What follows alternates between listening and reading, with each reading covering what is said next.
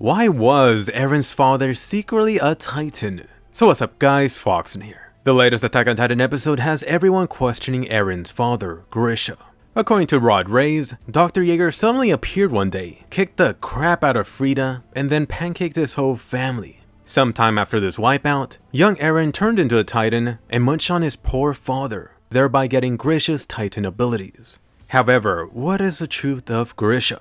Why the hell did all this stuff happen? So let's go ahead and get an in-depth look at Grisha Jaeger. This will include all the juicy details, so fair spoiler warning. So what exactly motivated Grisha? Why was Grisha a secret Titan? Did he have to pancake the Reiss family? Before getting deep into this, if you're new here, make sure to subscribe to the channel. I've done a ton of in-depth Attack on Titan videos like this one, and there's more to come. So let's go ahead and get started. First off, about what Royal Reiss mentioned that took place. There's been some speculation about whether this is actually true. Was Rod just twisting the reality? I'll just say that the anime has not gotten to their conversation yet, which I will get to later in this video. However, surprisingly, Rod was not lying, not this time. Conveniently though, he did leave out the dialogue.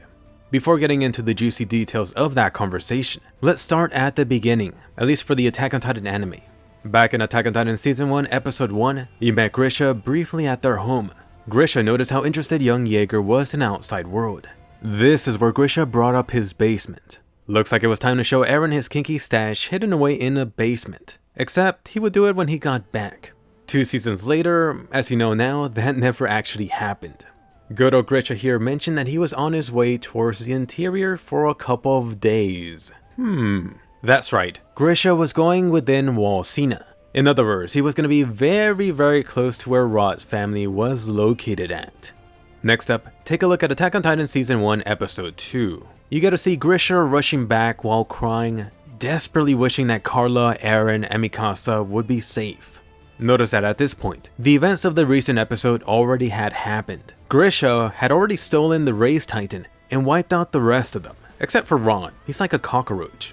Continuing with episode 2, Eren had this weird dream of him and his father Grisha. Suddenly, after waking up, he had his father's basement key. That dream was super weird, except of course, it wasn't a dream at all. It actually happened. What happened was that Grisha found Eren in one of the refugee camps, grabbed him, and took him nearby to the forest to make him a man. I mean a Titan. In episode 2, you could actually see Grisha with a syringe. Young Eren had no idea what the hell was going on. To Eren, he thought his father was going crazy. Right here, you hear Grisha pleading to Eren to go and locate the basement. Eren suddenly then wakes up with the basement key. In this latest Attack on Titan Season 3 episode, you saw what happened. Young Eren got turned into a Titan by Grisha, then Eren ate his papa. So let's go ahead and pause right here. There's been several questions about this event. Why did Grisha steal the Reiss family Titan? Why did Grisha not try to run away from Eren's Titan? There's a whole lot more baggage in history with the Reiss family, so to answer this, you need a lot more background. As for why Grisha didn't run away, this was actually on purpose. Grisha wanted Eren to eat him. That was the whole point of turning Eren into a Titan, just so Eren could inherit his Titan powers. If you recall, a mindless Titan that eats a Titan shifter, which is a human with Titan powers, will gain those powers and revert back, which is what happened with Eren. You might be thinking a high-level question, why the hell did all of this happen? It's kind of funny because this video suddenly becomes what exactly is in Grisha's basement with that question. I actually do want to do a video on the basement, so I'm going to give you a high-level view of it. Feel free to ask questions. Time to go back in time before episode 1 of the Attack on Titan anime. You're looking deeper into Grisha. A young Grisha was born into the Jaeger family. Grisha is actually part of this group of people called the Eldians. The Eldian people are supposedly the only race of people that could become Titans. Eldians in the current world exist in 2 main groups. The first group is one you're already familiar with, which is the people within the walls. Eldians here are completely oblivious of the outside world. They have no idea there's humans outside of the walls and that they're on this island. Technologically speaking, these people inside the walls are a couple of 100 years or so behind. The rest of the world actually seems to live in what seems to be an era in the 1900s. From here, you get into the second group of Eldians. Eldians outside of the walls are actually persecuted and live inside internment camps within this nation called Marley. These Eldians are seen as this devil race by the rest of the world.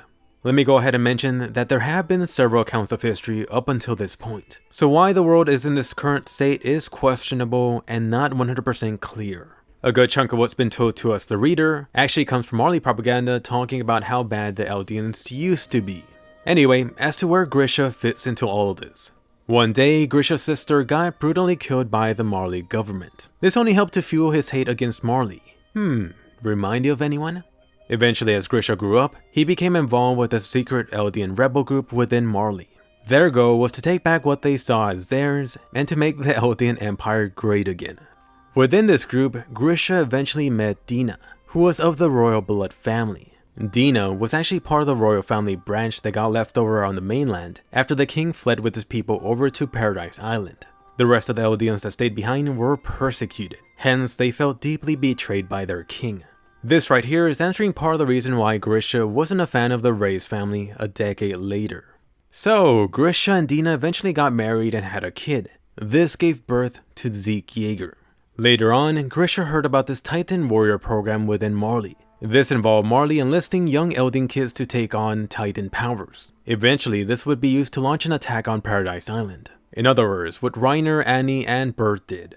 Grisha and Dina saw this as an opportunity. They were really hoping to get their son Zeke Jaeger to be selected as a candidate to inherit one of the Titans. Fast forward a few years later, their son Zeke actually sold out his parents to the Marley government.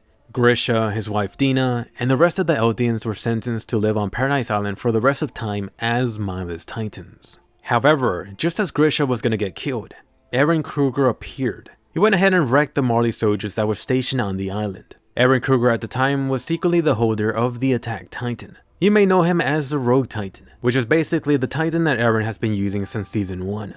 Kruger was an Eldian himself that secretly had infiltrated the Marley government. Ultimately, part of his mission was to retrieve the Founding Titan, which was a Titan held by the Reiss family within the walls. Unfortunately, Kruger's time was running out, which was why he left his mission to Grisha Jaeger. So right here, let's pause a little bit. Here's a bit of a side note about why Eren Kruger didn't carry out the mission himself. For Titans, there's something called the Curse of Ymir. The important part about this is that anyone that inherits the Titan powers will die after 13 years. This is what I meant about Kruger's time running out. Anyway, so Grisha agreed to take on Kruger's Attack Titan and his mission, although it wasn't really like Grisha had many options. Grisha then made his way inside of the walls and lived as a doctor for a while. Eventually, Grisha met Carla, then had his second son, Eren Jaeger. You may be wondering a couple of things now. If Grisha had a time limit, why the hell did he wait so long? It seems like Grisha literally waited until the very last moment for himself before confronting the Reiss family. Let me mention that a lot of Grisha's life post getting inside of the walls is still a mystery. For sure, Grisha had to find out the hard way that the king was only a proxy. Naturally, he would have to spend a good chunk of time locating the true royal family. But I'm sure you're thinking it too. Did digging into this info really take 13 years? So yes, even now, there still is a lot of speculation over this.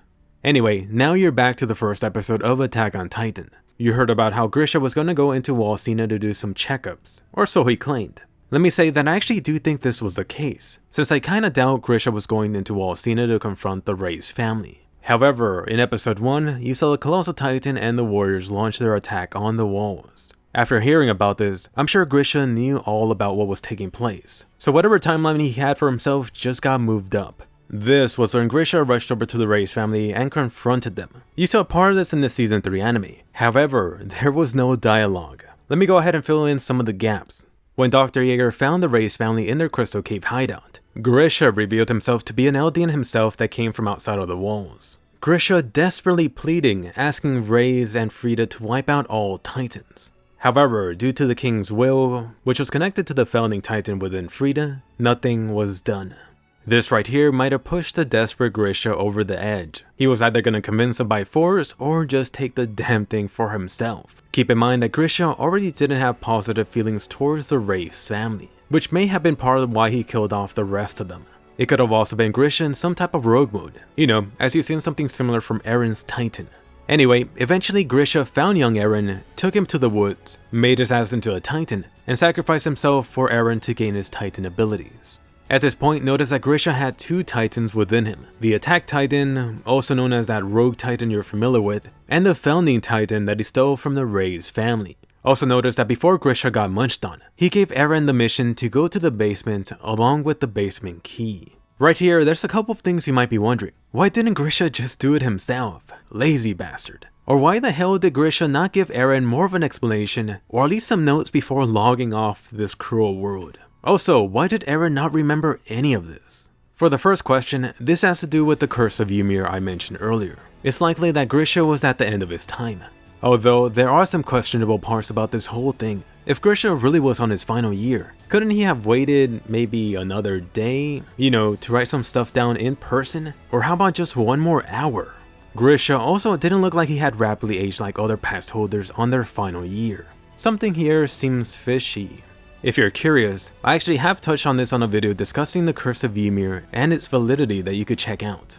As for the second part, why did Eren not recall any of this? So here's the reason. The details of this Titan stuff is still somewhat vague and not completely clear. However, they have mentioned that this Titanization process does damage one's memories.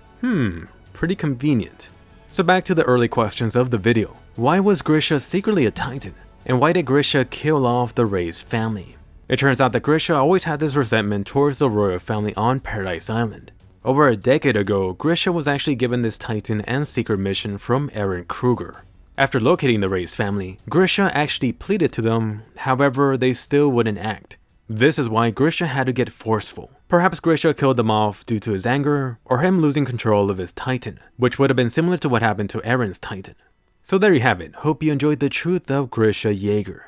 Really quickly, let me mention something. I just did a massive update on my Patreon page. Please go ahead and take a look. At least read through the details of what it takes to get these 5+ videos out every week. If you enjoy the 20+ videos a month I put out, and over 40 hours I put into this weekly, please consider becoming a supporter. The lowest tier on there is $1, so I hope you think my content is worth at least that much.